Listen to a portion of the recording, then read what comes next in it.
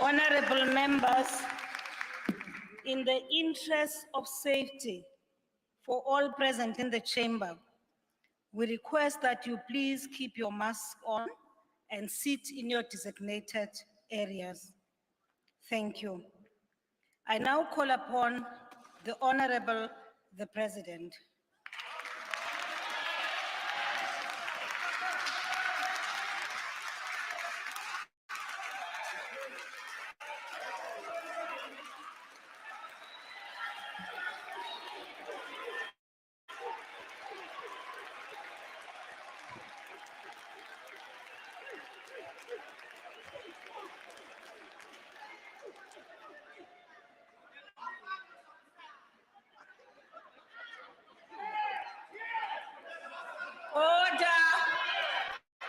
Order. Honorable members, please.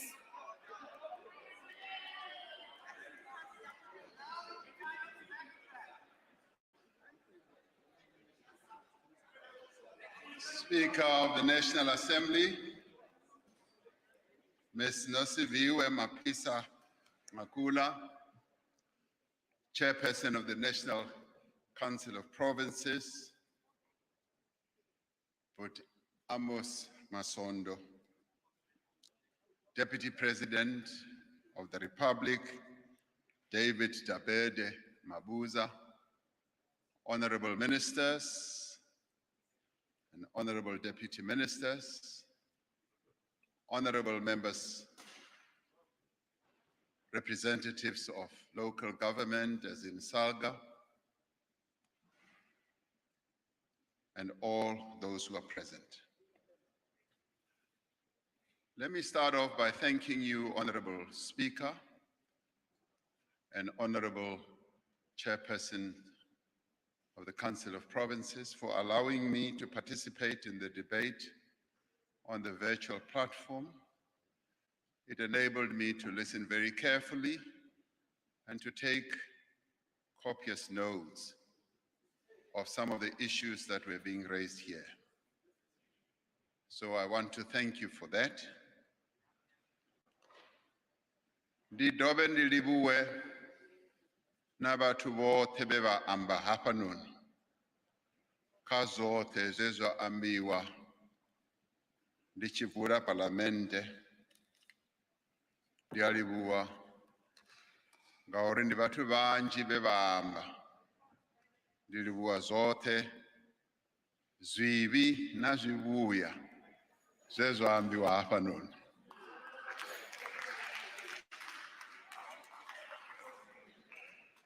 As I concluded the State of the Nation address last week, I called on every South African to rally together in our fight against corruption, in our fight to create jobs, and in our fight to achieve a more just and equal society. I call for a new consensus to unite our people and our country in a moment of great crisis behind an agenda for change and renewal. In the debate over the last 2 days, several members of the two houses of Parliament have answered this call. Although they represent different parties and different perspectives, many of the speakers in the debate affirmed their commitment to this shared goal. We've heard many valuable contributions on how we may more effectively address the many challenges that confront our country right now. But we also heard a lot of vitriol. We also had a lot of attacks. There is no need to respond to the insults that were lodged here, because in the end, the insults that were hurled here do not contribute to a meaningful debate about the challenges our country faces.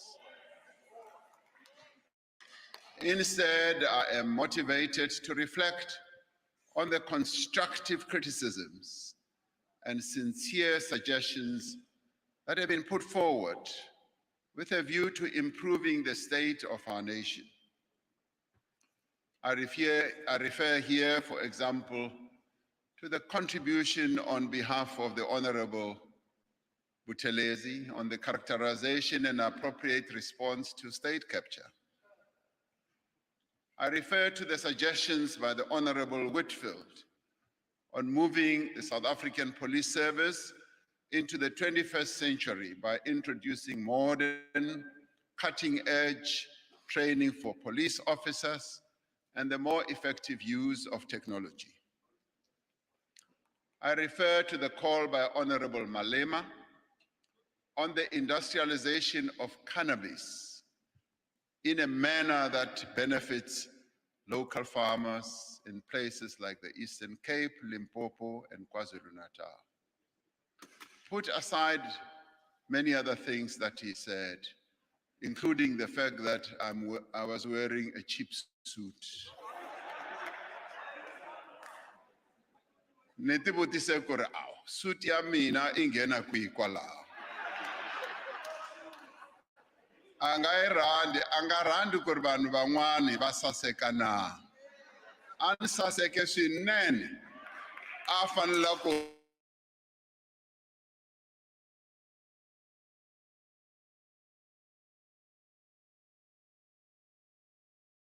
yena wa ni rhuketela. So I will not comment on that. I refer here also to the comments of Premier Ntombela on rural infrastructure and development, and the suggestion by the Honorable Litsie on solutions for youth unemployment. Another example of valuable suggestions were those made by the Honorable Nodada on the prioritization of reading, writing, language, and numeracy in the foundation phase, and on ways of assisting those learners that have dropped out of school. We appreciate the call by Deputy Chair of the NCOP, Honorable Lucas, for government to develop the necessary tools to accelerate the implementation of gender-responsive planning, budgeting, monitoring, evaluation, and auditing framework. And we agree with the Honorable Heron that whilst other people want to move offshore because of the many challenges that we face, there is still room for opportunity for many South Africans here in this beautiful country. The Honorable Hlengwa makes an important point that since all development is local, municipalities should be empowered through increased budget allocations to meet the demands of development. Now, these are some of the contributions that have made this debate worthwhile, and I expect that ministers, in addition to the many issues that were raised by ministers who are responsible for government work on this platform, and I also expect that government officials will have taken note of the many issues, suggestions, and criticisms that were raised during this debate. So I thank you all for all the inputs that you have made. In the end, the criticisms, the inputs will in the end make us a lot better than what we are. And I don't know about the insults, what they will do, but it's okay. As I began the State of the Nation address last week, I said that the speech would focus on the measures we are taking and ought to take to enable faster economic growth and the creation of employment. That was the main heart of what I wanted to impart to you all and to the nation. This is because fixing the economy is our most pressing challenge at this moment, and is essential to progress in almost every other area of the lives of the people of our country. Our focus on the economy does not, however, diminish the importance of many other areas of government's work. It does not diminish the many other aspects of our people's lives. Many of these issues have been raised in the debate and will be dealt with in greater detail in upcoming budget votes and public engagement by ministers. As we reflect on the state of the nation and as we look to the year ahead, we should always remember that we have come from what we have come from and what our country has endured. We cannot escape the basic truth that we have an economy and a society that is still largely defined and scarred by its colonial and apartheid past.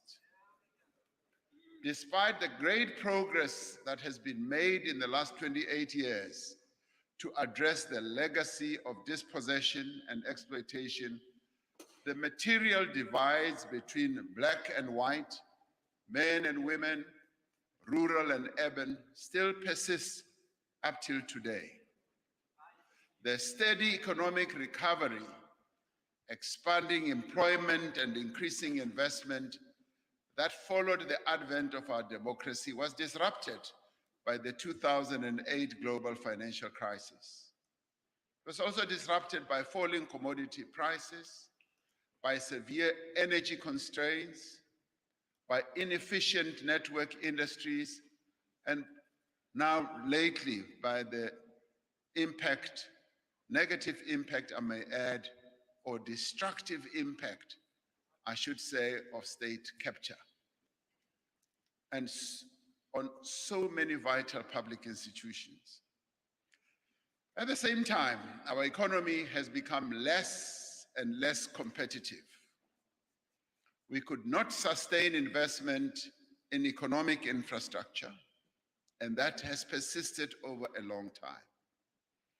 As public spending rapidly increased, the benefits of increased spending declined to a point where the cost of servicing our debt has been crowding out our social spending. This was the situation that this administration was elected in 2019 to correct. And we took several decisive measures to turn the economy and the country around. Yet, just as we were emerging from more than a decade of low growth and deepening unemployment, and from the era of state capture and the assault on institutions of the state that accompanied it, we were hit by the worst global health crisis in more than a century.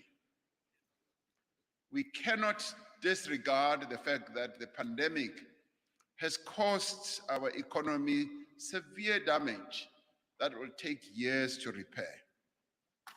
Unless we appreciate these facts, unless we characterize the current situation correctly, our response may well be ill-considered, and it may also be misdirected. It is wrong to say that there has been no action, as a number of people who spoke here said.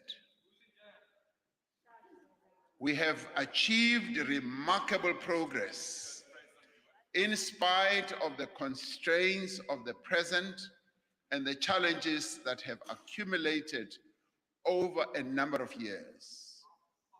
Confronted with the worst global health crisis in 100 years, we were able to rise up to the challenge and protect our people. In less than a year, we've undertaken the most extensive public health campaign in our country's history, constructing new hospital bed capacity in many locations, deploying dedicated health workers to care for the sick throughout the country, and administering more than 30 million COVID-19 vaccine doses to over 18 million South Africans. At the beginning of the pandemic, we increased social grant payments, and within the space of only a few weeks, established a brand new grant that initially reached 6 million South Africans and now reaches some 10 million South Africans. Now, I know of no other country on our continent that has been able to achieve or to do as much as we have done in dealing with the COVID-19 disaster. And we mobilized a national effort working with industry and public research institutions to build things such as ventilators and to produce hand sanitizers, medical grade face masks and gloves, therapeutic drugs, and cutting-edge vaccines. And this we were able to do in response to the moment that faced our nation. We introduced an unprecedented social and economic relief package, which amounted to some 10% of our GDP, to provide vital support to businesses in distress, to workers facing retrenchment, and to households that were threatened with deepening hunger. When we are looked at more globally, as a middle-income country, we measure up well in the leagues of those high-income countries as well. We confronted the COVID-19 pandemic with great strength, with great commitment to save the people and the businesses of our country. Our collective actions in response to the pandemic saved tens of thousands of lives and kept millions of people out of dire poverty. While most of the members of these two houses of our parliament are firmly committed to building a united, equal, and prosperous nation, others have different interests and priorities. Where some preach despair, we see hope. We see that hope in the 10 million people who now receive the social relief of distress grant. We see it in the new work and livelihood opportunities created by the initiatives that we have taken, including the presidential employment stimulus that will soon reach over 1 million people. We see hope in the bridges that are being built so that children can go safely to school.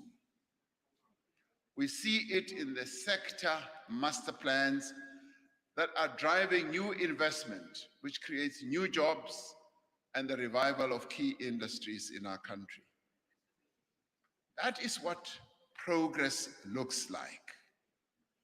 It's not doom and doom and doom and no action.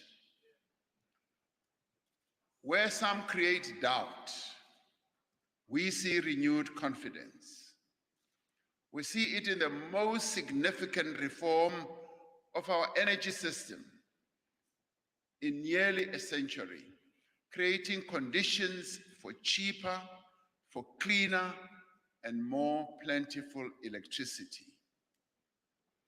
Where even as we transition from where we are, we will be able to ensure that it becomes a just transition that cares for the workers in our mines and the communities that live in the towns and the cities that produce electricity. We see this in the long-delayed reforms like the spectrum auction and the revised critical list that are being implemented by this government. We see it in the concrete steps that we are taking to modernize our ports, as well as rail infrastructure, and to get our passenger rail services back on track. And some of these may be taking time, but we are coming from a very broken situation, which we are sewing up and building up all the time and not sleeping on the job. That is what progress looks like. Where some are determined to sow division, we are working to unify our country in the fight against corruption. We have strengthened the ability of the National Prosecuting Authority to pursue those responsible for state capture and corruption, rebuilding its capacity and establishing a dedicated unit in the investigating directorate. We are already seeing the results of a strong independent prosecuting authority in several cases as well. Let me be clear yet again on the matter of prosecution, because somehow this notion is embedded in the minds of the members here. When they look at me, they often say, when are you prosecuting all these people? I do not prosecute.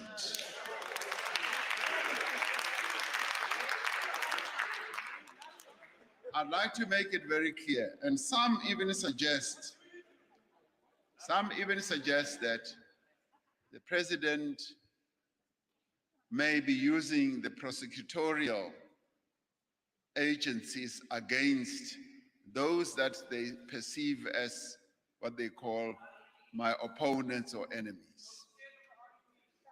It is not within the power of the president, and it shouldn't be within the power of the president to initiate criminal proceedings against anyone. And I have said this repeatedly, both here and elsewhere, that I am not the one who initiates criminal proceedings. That is the sole responsibility of the relevant director of public prosecutions. It is important that I state this so that this thought and notion that is embedded in our heads should begin to melt away. Our task as the executive is to capacitate the NPA and make sure that it has all the resources that it needs to prosecute wrongdoing as an independent authority. That's all.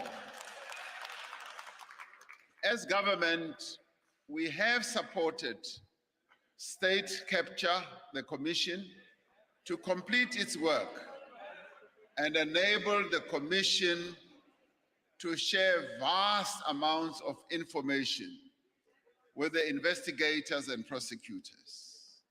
And we signed regulations to that effect. We are taking disciplinary action against government officials implicated in procurement irregularities and have started to recover billions in looted funds. Now, this hasn't often been done in the past, but it is happening now.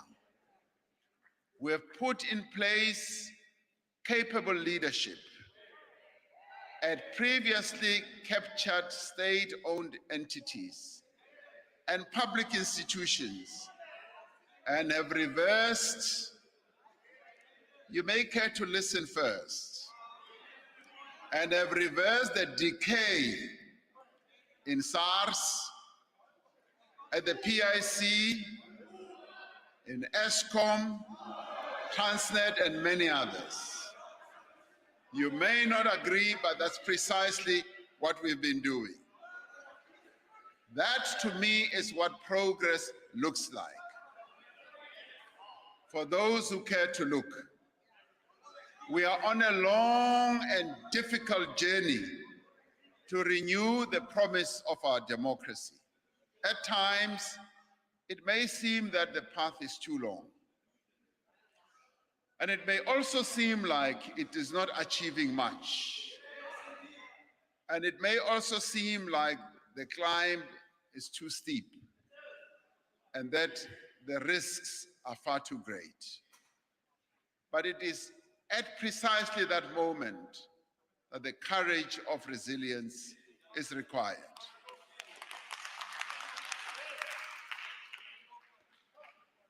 Even though we disagree in this House, across society there is broad agreement that as we grow the economy, create employment and fight poverty and hunger, no person should be left behind.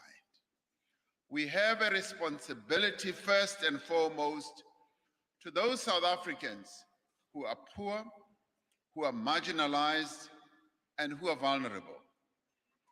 This informs all our policy choices and all the programs that we seek to pursue and are pursuing. This is the hallmark of our developmental state. Leaving no one behind means focusing on small, medium, and micro enterprises, small-scale farmers, and on the informal economy. A number of other countries have a huge and burgeoning informal economy that sustains and supports the lives of ordinary people. That is not so with us. And this is the direction that we do need to take. It is in these areas, small-scale enterprises, that most jobs will be created and through which poor South Africans will be able to earn a livelihood. We are removing constraints in the establishment and growth of these businesses and providing them with also access to finance and skills and various capabilities.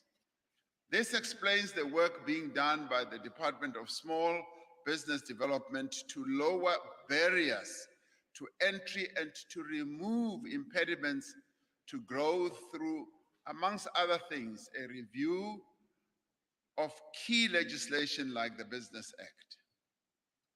It explains the redesign of the bounce back loans scheme so that small businesses can more easily access the funds that they need. And it is our focus on small business that informs the expansion of the employment tax incentive to make it easier for small companies to hire more people. As you recall, this initiative was launched to make it easier for firms and companies to hire young people. It has done extremely well, and it is to this effect that the Minister of Finance will speak about it when he presents his budget. The work that is underway to reduce red tape will have benefits for companies of all sizes, unleashing investment and growth.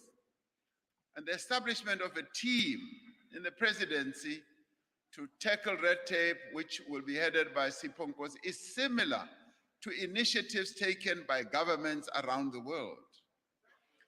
It is located in the presidency because red tape is not found only in the department and in one department rather. And there is no single department that can tackle red tape on its own. Not only does red tape increase the cost of doing business, but it also constrains South Africans in their everyday lives and in many of their interactions with government. Whether it is a matter of getting a building permit, I waited for 3 years and more to get a building permit to extend a room by 4 meters. And that in itself was a constraint.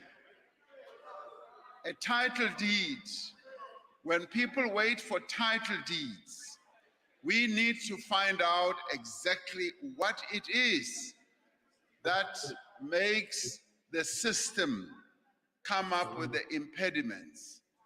People wait for years for things such as water licenses. They wait for years because of the bureaucratic inefficiency that has become embedded in our system. And I'm pleased to have heard that either the Western Cape or Cape Town also has a red tape unit. Now we will be able to compare notes to see how best that works. We are going to compare notes. We are already comparing notes with what happens in other countries. Countries that have been able to reduce red tape, regulatory impediments, countries that are now rolling out the red carpet instead of red tape to those who would want to move on with a number of initiatives, whether business related or just personal initiatives that they embark on. While all businesses will benefit from these reforms, it is small and informal businesses that will benefit most, whether for a stable electricity supply or cheaper data, similar regulations or more efficient state, they will benefit. But in the end, it is going to be our people who will benefit the most. Because through this unit, we will be able to focus on areas that our people find as huge constraints that form roadblocks to the progress of their own lives. Our commitment to the transformation of the economy so it benefits all South Africans is unwavering. We will not abandon our commitment to the protection of workers, to supporting and growing Black business, and to affirming Black people and women in the workplace. We will not abandon our support for the poor and working class, nor our commitment to build a more just and equal society. As this government, we are quite clear about where our policies come from. Our policies did not form over a few months or a few years, but are defined by a constant progressive thread that spans over decades. The program of action that are outlined in the State of the Nation is founded on seminal documents like the Freedom Charter, the Ready to Govern document, the Reconstruction, the RDP program, as well as the National Development Plan. As this government, we are quite clear on what our mandate is. We have a manifesto for which the people of this country demonstrated overwhelming support. That is a bold and coherent plan to achieve a better life for all. Now, my call for a new consensus for change and renewal is informed by the challenges of the present and is also guided by the strength of the electoral mandate we got in 2019. The focus on job creation, which are outlined in SONA, has given rise to a useful debate across society on the relative roles of the state and the private sector in fostering economic growth and creating employment. And I've rather enjoyed listening to different voices talking about this concept. And in many ways, it was about time that as South Africans, we engage in this debate. Some speakers have taken a crude and self-serving approach to a complex issue.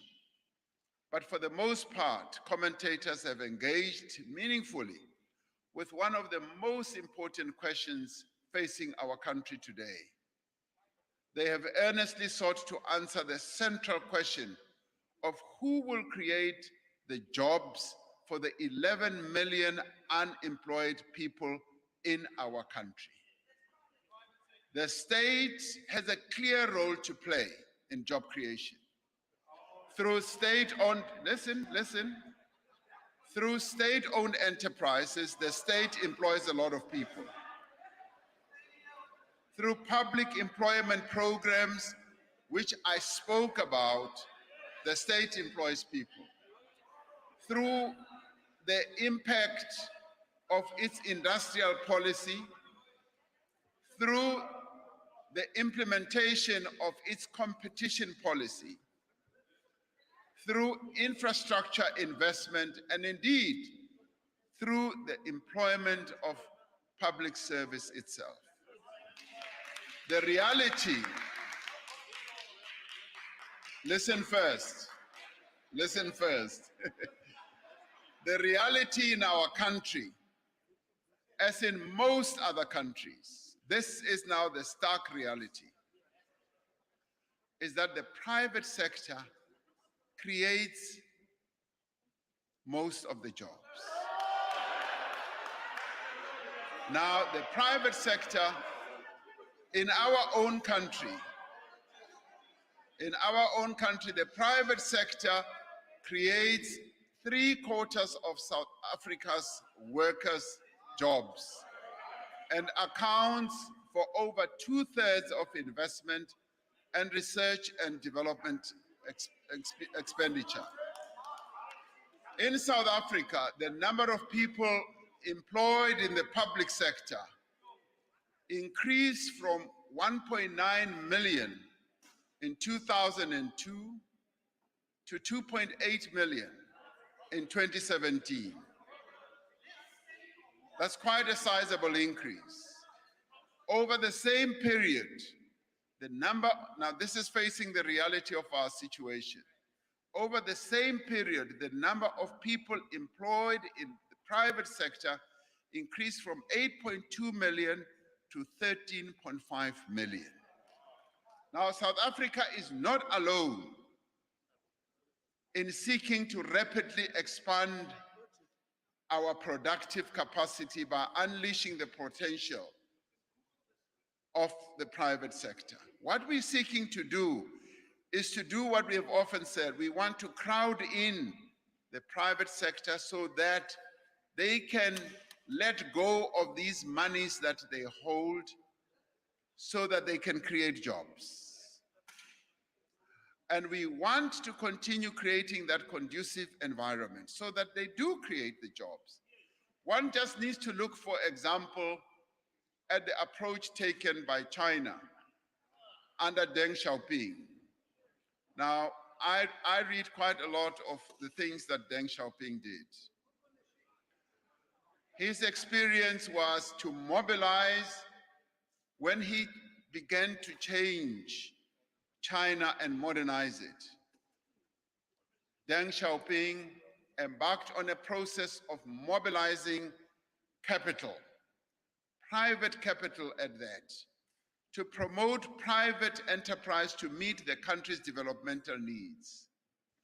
As noted by Professor Chilizi Marwala in his article just yesterday, the Vice Chancellor of the University of Johannesburg, he published an article where he said, in 2018, 87% of urban employment in China was from the private sector, compared to 18% in 1995.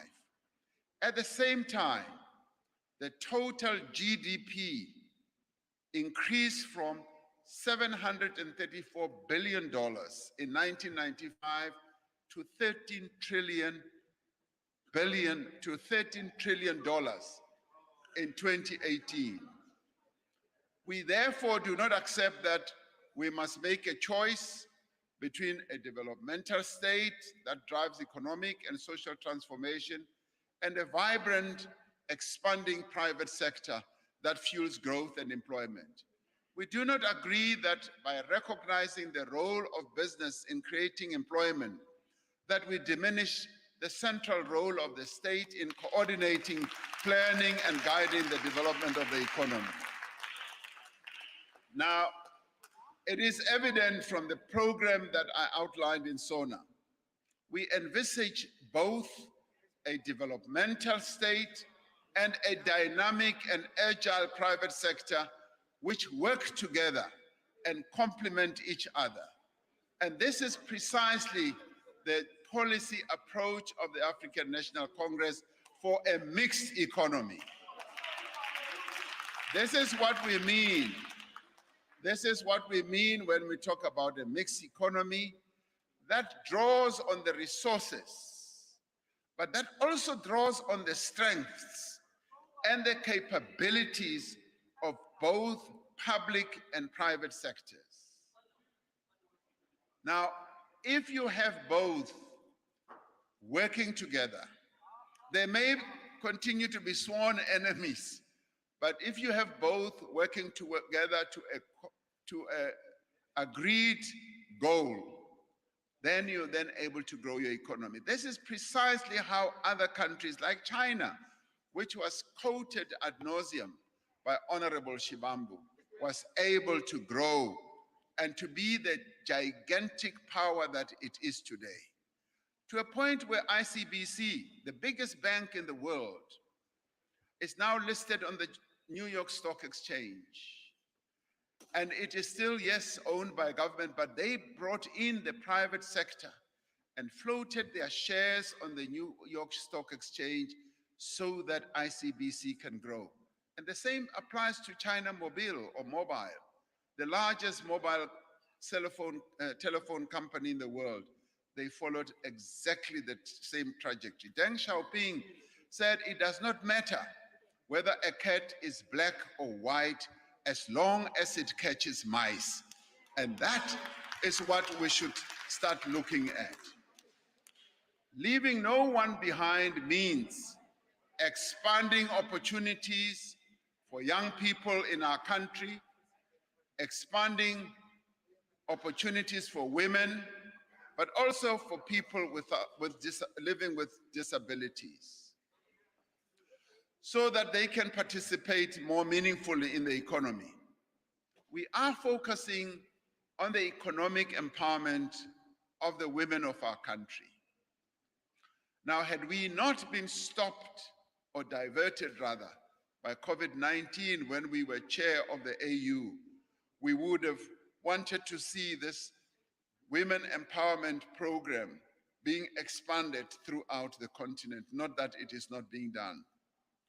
Not only is this an important part of the fight against gender-based violence, it is also a fundamental matter of social justice and essential if our economy is to draw on the potential of all our people. We are determined to make greater progress on the decision to set aside at least 40% of government procurement for women-owned and run businesses. This is what we want to see happening. This year, we will ratify the African Union Protocol on the rights of persons with disabilities, which amongst other things includes the right to work.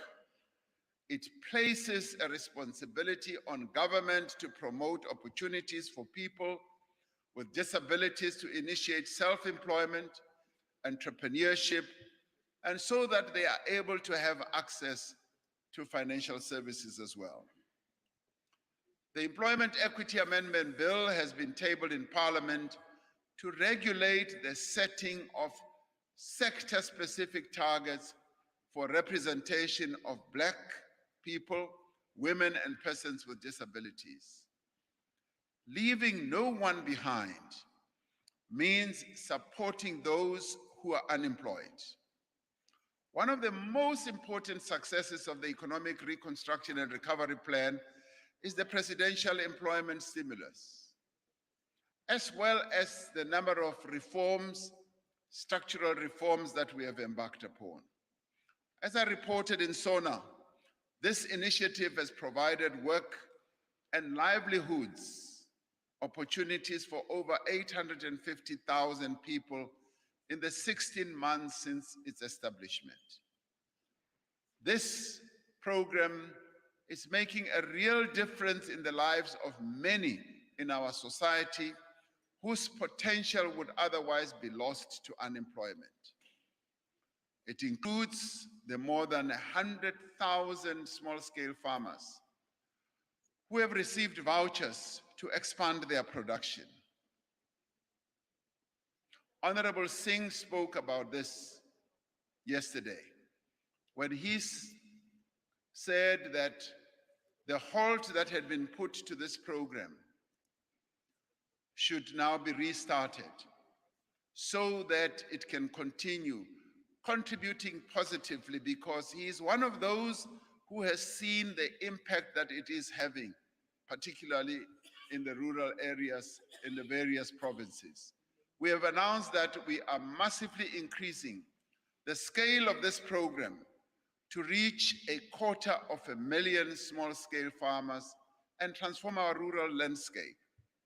Now, if the fiscal challenges that we face were not an impediment, I would have wanted to see 1 million of the small-scale farmers being made to participate in this program. And as small-scale farmers participate, we find that it is quite empowering to them. The late Professor Karan from Stellenbosch had said that agriculture has the potential to create 1 million jobs. And I do believe that we can unleash that potential and create up to and even more than 1 million jobs for food security and a number of other purposes. This whole program, the presidential stimulus program, includes the artists, the musicians, and film producers. And Minister Mthethwa will talk about that when he presents his budget votes. Now, these are the people who have received grant funding to continue their work, and the museums and cultural institutions that have been saved from closure. It includes the many thousands of people who have been employed to build and maintain rural roads. Honorable Shibambu says that we're talking about pavements. I want to take you around the many areas, not only where I went in Limpopo, the many areas in our country where rural roads are being paved. And we now want to move to the industrialization aspect, where the bricks are made right in the villages where our people live, so that they can pave their own areas. Now, if you fly around the country and see the mud roads in our country, you will have belief that as we pave our roads, we are not paving pavements. We are paving roads which enable our people to walk and to drive on. Now, this is an enabling process, and it enables our people to take their products, to take their services to markets. And it also includes young people whom we are helping to access opportunities through the Presidential Youth Employment Intervention. We have implemented these programs and continue to do so. Now, what gives me pride about these programs is that they were done within a short space of time, right across the country. And as they were being done, there were no middle people, men and women. There was no corruption in the implementation of these programs, and they have impacted on the lives of those that were targeted for these programs. And much as we face severe fiscal constraints because of the challenges that we have, these programs are making an impact, and they are also yielding economic value for those who participate in them. If we had more resources available, we would scale up all these initiatives, and we would be able to reach more unemployed people. Now, of course, what we would prefer to see is to see less and less employed people, but more and more people productively involved and participating in economic activity in our country, either through programs in the public sector or programs in the private sector. Through these and other measures, we are supporting the dreams of millions of young people, and even in the most difficult of conditions, finding opportunities for them to succeed and to be economically active. It is worth noting that this program is being coordinated from the presidency, bringing together 14 government departments to implement the largest and fastest expansion of public employment in our country's history, where we've gotten rid of silo work mentality, where departments work together, being properly and effectively being coordinated, yes, at the center of government, which happens to be the presidency. Now, this is not the work of a bloated presidency. No, it isn't the work of a bloated presidency. And it is not a parallel state that some people say is being set up. It is a presidency that is at work to drive a coherent and effective program of action across government. Now, this is a government elected by the people, for the people, and which carries the trust of the people of our country. This is a government that remains united around a common goal and program of action that will not be deflected or diverted from its course because of statements like it is a bloated presidency. I preside over a cabinet of ministers that are committed to their responsibilities, ministers in whom I have the greatest confidence as president. And more importantly, I'll wait until you want to listen. And more importantly, in whom the people of our country also have confidence and the highest expectations. Now, honorable members, leaving no one behind means, and in this time round, we mean it when we say leaving no one behind. It means expanding social protection to reach those who are in need. While we have focused in this sauna on growth and employment, millions of South Africans face the immediate challenge of feeding themselves and their families. It is estimated that food poverty affects some 5.5 million households. Without monthly grants for children, the elderly, and persons with disabilities, many South Africans would face destitution. We know that grants have provided an effective system for income redistribution and poverty alleviation in a society with unacceptable levels of inequality and unemployment. Given the scale of unemployment and the impact of the pandemic, the interventions we are undertaking to create jobs will take many years to reach the 11 million South Africans who are unemployed. We are, as we said, extending the 350 Rand social relief of distress grant for another year, precisely to reach those people who are unemployed and to stave off hunger. We are doing this within a fiscal environment that has been badly worsened by the pandemic.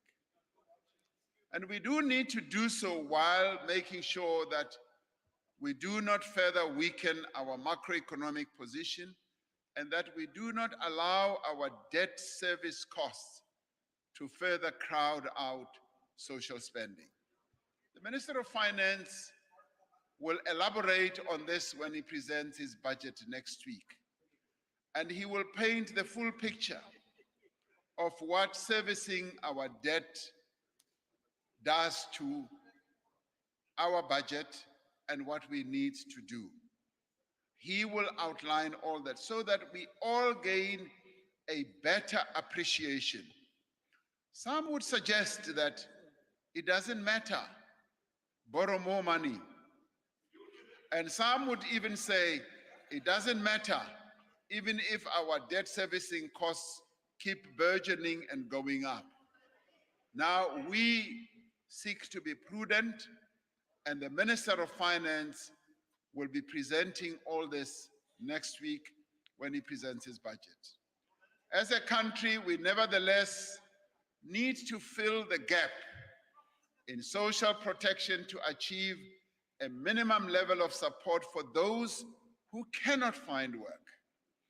Finding a sustainable, affordable, and effective solution must be one of the central pillars of the renewed social compact that we have undertaken to build. It is this that the social partners are going to have to deal with. What do we do with the 11 million people who currently are out of work, and look at the extent to which we can create jobs that will absorb those people? There are several other aspects of social protection that are receiving attention.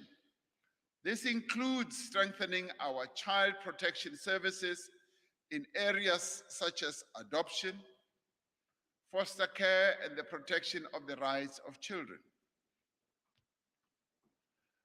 We have programs, for example, where that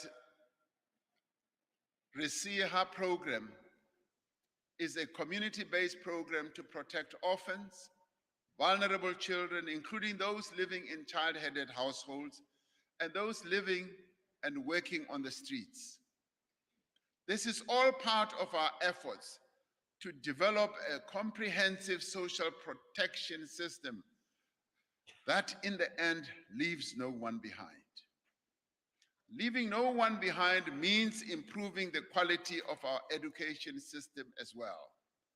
To achieve the transformation of our economy in the long run, we must improve our education outcomes. It starts with early childhood development. The Presidential Employment Stimulus has provided support to close on to 60,000 early childhood development practitioners that were affected by the pandemic. With a transfer of responsibility for ECD into the Department of Basic Education, we are now better able to manage the transition from early childhood development into preschool and into schooling. There is significant work underway to strengthen basic education through addressing the school infrastructure backlog, which Minister Motshekga will also speak about in her budget vote.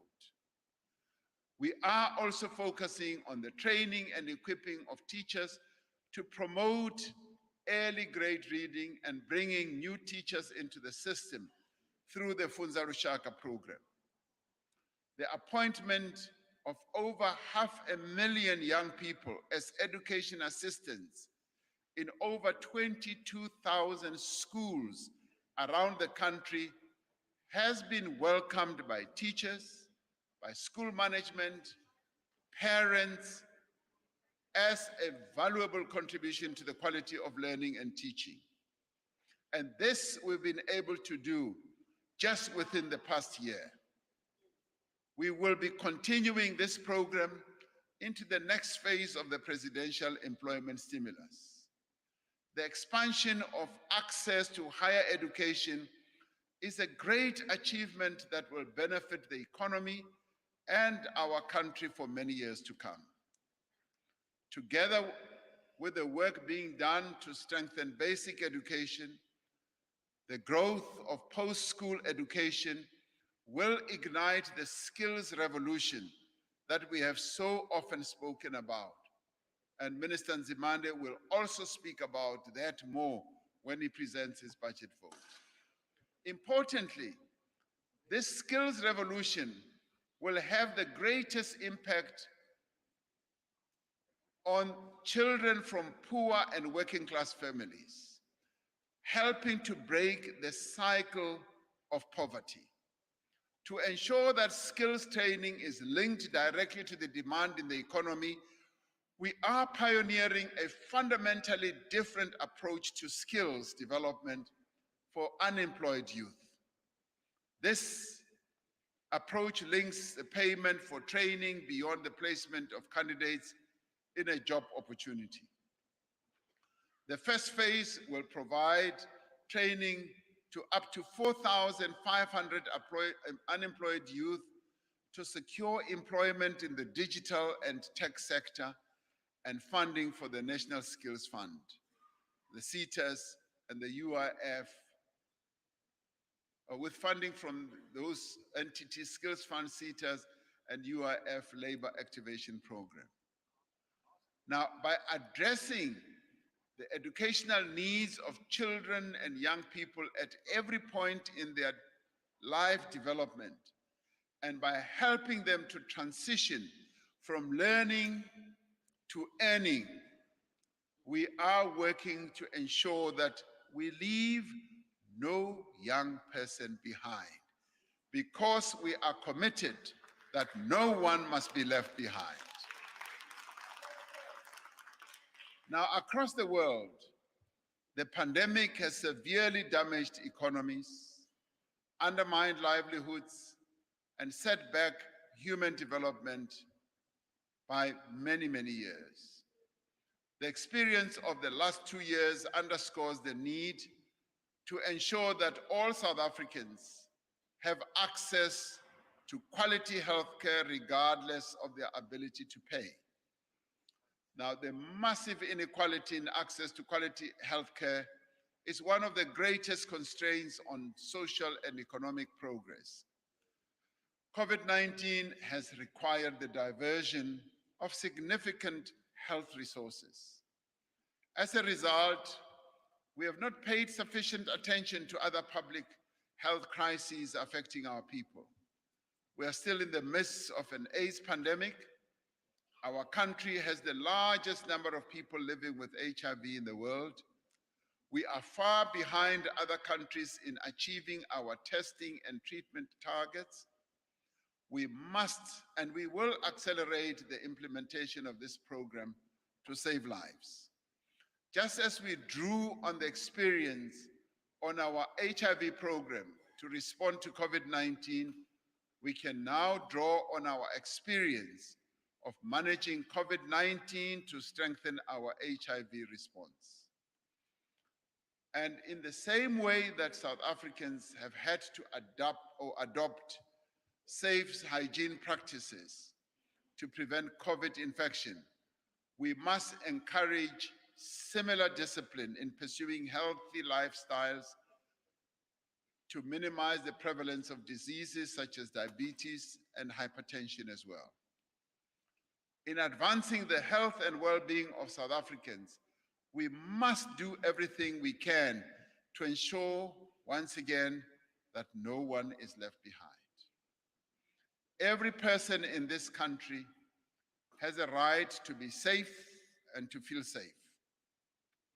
The murder and rape of women by men,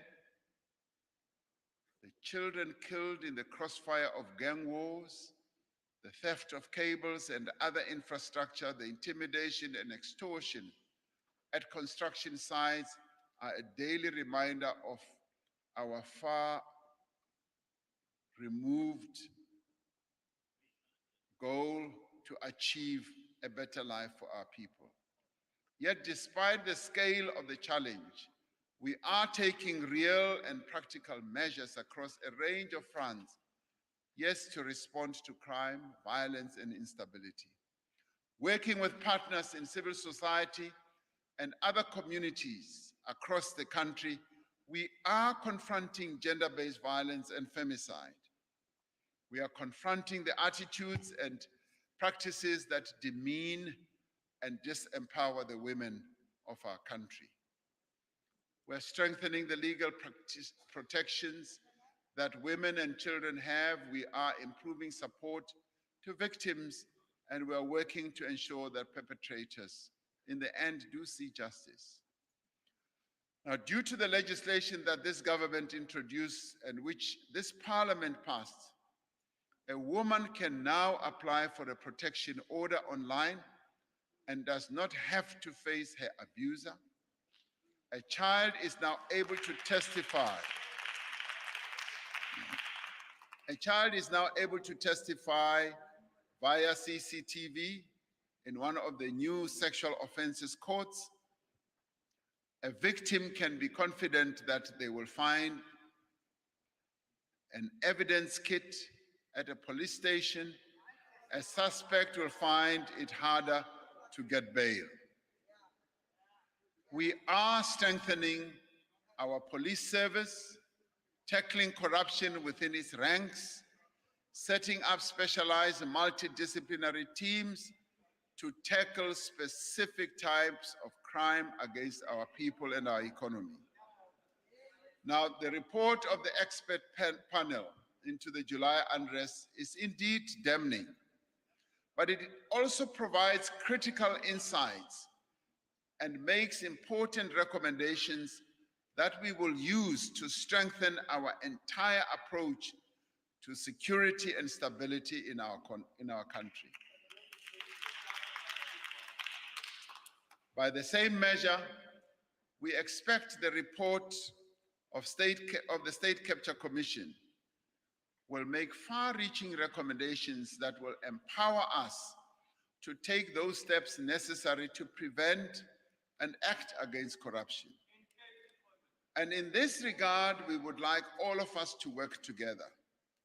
This Parliament, in unison, should be able to join hands with the executive so that we tackle corruption in a more effective way. Now, this is not a government that seeks to hide problems. We expose them and we work to fix them. Our principled commitment to equality and justice extends beyond our borders. Through all our international engagements, in our relations with other countries, and in our participation in international fora, we continue to work for a more just and equitable global order. We continue to advance the interests and needs of poorer countries, particularly on the African continent, and ensure that they are properly represented in all multilateral institutions. We continue to work with our neighbors to promote peace, stability, and development. That is why we are supporting SADC's efforts to deal with the insurgency in Mozambique, in the Cabo Delgado province, and ongoing assistance to Eswatini and Lesotho to resolve political challenges that they are facing. We cannot accept that there are still people in the 21st century that continue to languish under colonial occupation. Our support for the self-determination of the peoples of Palestine and Western Sahara remains a central pillar of our work towards a just and equal, peaceful world order.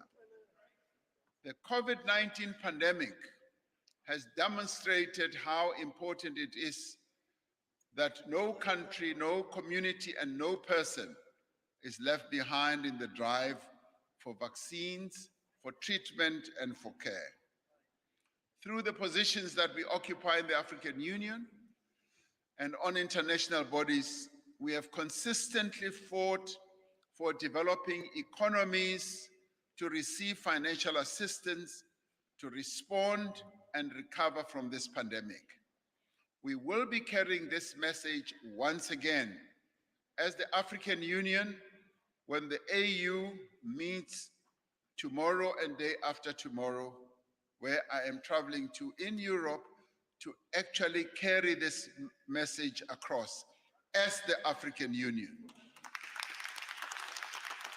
We have consistently fought for equity in access to vaccines, and through our efforts have secured over 500 million vaccine doses for the African continent. And we as South Africa have also donated vaccines to some of our African sister countries. Despite these achievements, there is much more that needs to be done to ensure that the global recovery is inclusive and also that it is equitable. At the G20, we have advocated for the redistribution of newly issued global reserves, known as the special drawing rights, towards our continent. There is much more that needs to be done to ensure that wealthy countries honor their commitments to support the actions of developing countries to respond to the effects of climate change. There is much more that needs to be done to reform the United Nations and to democratize other global institutions. If, as a global community, we are committed to ensuring that no one is left behind, these are the urgent tasks that we need to undertake. Honorable members and fellow South Africans, this debate has unfolded at a time and in a place of great significance.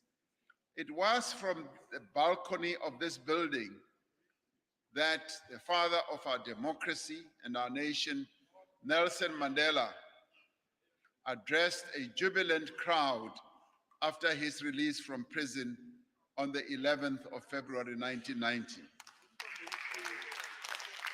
The crowd which gathered on the Grand Parade could not have known the events that would follow, but they knew one thing, that we as a people would prevail.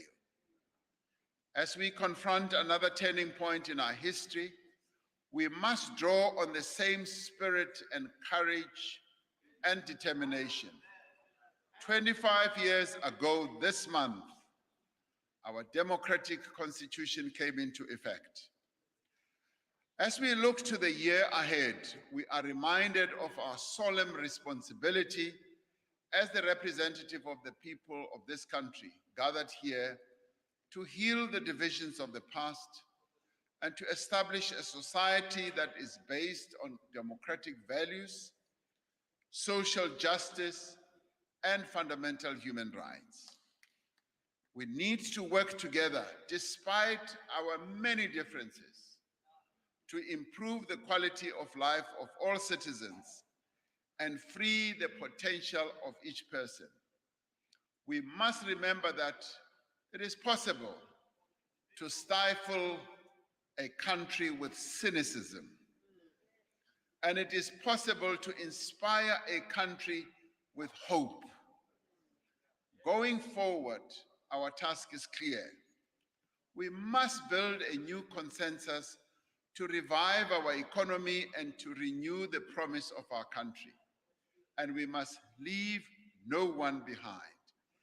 Let us be the merchants of hope. Let us be the merchants of confidence. Let us go out and spread hope and confidence amongst our people instead of cynicism. Thank you very much.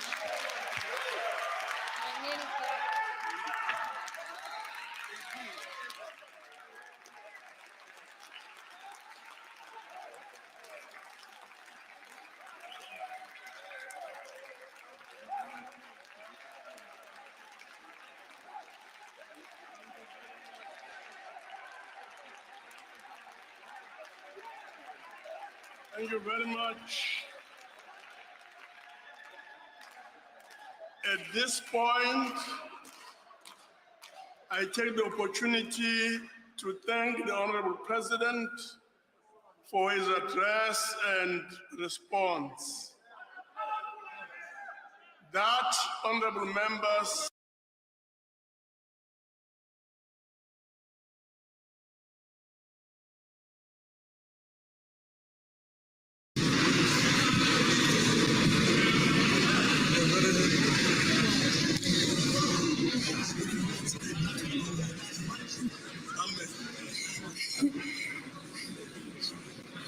Order. The Secretary will read the order of the day.